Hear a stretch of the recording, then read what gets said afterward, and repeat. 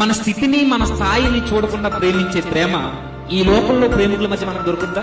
ఈ రోజు జీవితాన్ని నాశనం చేసుకుంటున్న ఈ వ్యామోహానికి పెట్టిన పేరు ప్రేమ అయితే, ఈ ప్రేమలో నిర్మలమైన ప్రేమ కనబడుతుందా అంటే అవసరం తీరేంత వరకే ఆ ప్రేమ.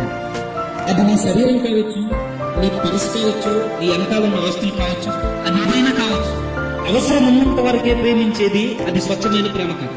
స్నేహితుల మధ్య ఉన్న ఈ స్వచ్ఛమైన ప్రేమ అంటే 10 సార్లు డబ్బులు ఇచ్చిన తర్వాత 11 సార్లు ఏదో చెప్పుకునే ప్రేమకి 10 సార్లు ఇచ్చింది గుర్తుండదు. నాకు ఆ రోజు ఇవ్వలేదు అన్నదే జీవితాంతం గుర్తుంటది. రోజు నీ ఫ్రెండ్స్ తో నువ్వు కలిసి తిరిగి తాగి నీ జీవితాన్ని నాశనం చేసుకున్న తర్వాత ఏదో ఒక రోజు మంచాన్ని పడతావు. నీ స్నేహితులు వస్తారా? వస్తారు.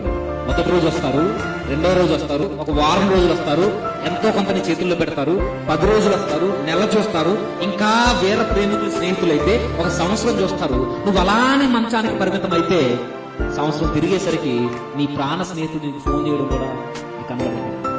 ఇది బంధువుల మధ్య జరుగుతుందా అంటే బంధువులు ఈ రోజు రాబంధులు అయిపోయారే కాదు. నీ ఆరోగ్య పరిస్థితులు, నీ కుటుంబ పరిస్థితులు, నీ ఆర్థిక పరిస్థితులు బాగున్నంత వరకే నీకు బంధువు. మరి ఈ నిర్మలమైన ప్రేమ ఎక్కడ దొరుకుతుంది అని అంటే చార్లెస్ స్పిర్జన్ తెలుసు. ఆయన అంటాడు, ఈ లోకంలో ఒక్క మనమే ఉన్నట్టుగా దేవుడు నిన్ను ప్రేమించి ఆయన అరచేతుల్లో చిక్కుకున్నాడు కదా, ఆ అరచేతుల్లో దొరుకుతుంది దేవుడు నిన్ను ప్రేమిస్తున్నాడు అనడానికి గుర్తు అరచేతుల్లో చిక్కుకోవడమే కాదు, నిత్యము ఆయన నిన్ను చూస్తూ ఉన్నాడు. ఎవరికి చెప్పుకోలేని బాధల్లో నువ్వు ఎలా ఏడుస్తున్నావో, నీ ఆర్థిక ఇబ్బందుల్లో ఎలా నలిగిపోతున్నావో, నీ అనారోగ్య పరిస్థితులను బట్టి, నీ కుటుంబాన్ని బట్టి, నీ క్షీణమైన దశను బట్టి నువ్వు ఎలా కృంగిపోయి కృషించిపోతున్నావో ప్రతిదీ ఆయన నిత్యము చూస్తున్నాడట. ఆ స్వచ్ఛమైన ప్రేమ ఆ దేవుని చేతుల్లోనే నీకు దొరుకుతుంది. ఆక్స్ఫర్డ్ యూనివర్సిటీ ప్రొఫెసర్ అని అంటాడు, నిజమైన ప్రేమ మనుషులు ఎప్పటికీ కనబడదు అనడానికి మనం ఎలా ప్రేమిస్తామంటే మన మనసుకు నచ్చినప్పుడు ప్రేమిస్తాం. మనుషుల ప్రేమ ఎప్పటికీ మారిపోతుంది, పరిస్థితులు బట్టి మారిపోతుంది.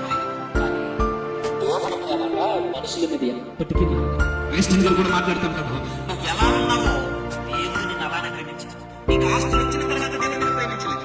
నువ్వేదో సంపాదించి ఉద్యోగాలు సాధించిన తర్వాత దేవుడు నిన్ను ప్రేమించలేదు. నువ్వు కాలుకి ఇచ్చేసినంత మాత్రాన, నువ్వు మీటింగ్లు పెట్టించినంత మాత్రాన, నేను ప్రసంగాలు చేసినంత మాత్రాన దేవుడు నన్ను ప్రేమించలేదు.